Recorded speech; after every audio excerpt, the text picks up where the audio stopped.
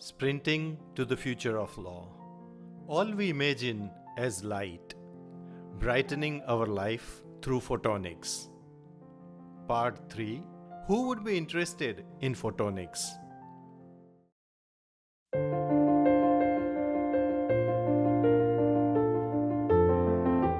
In the previous part of this issue, we discussed India's story with photonics.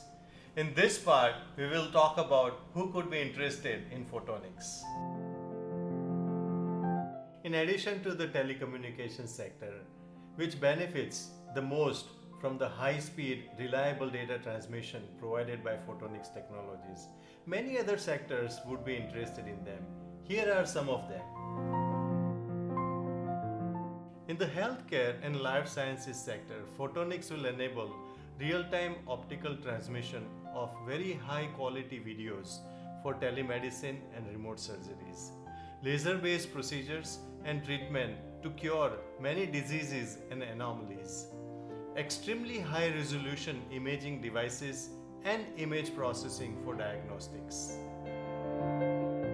In the transportation sector, photonics will facilitate LiDAR-based autonomous driving and intelligent and connected road infrastructure.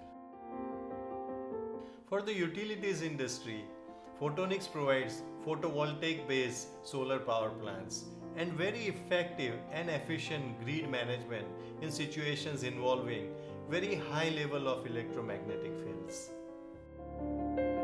For consumer electronics, photonics enables TV panels, video projectors, holography, and interactive entertainment.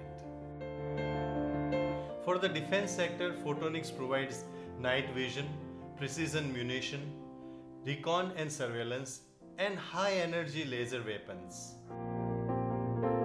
For the manufacturing sector, it enables agile and precision manufacturing and digital twins of assembly lines and supply chains.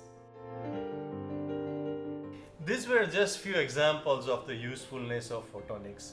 In fact, there is no sector nor services in today's world that is not affected by photonics. In the next part of this issue, we'll discuss some legal and regulatory concerns with photonics.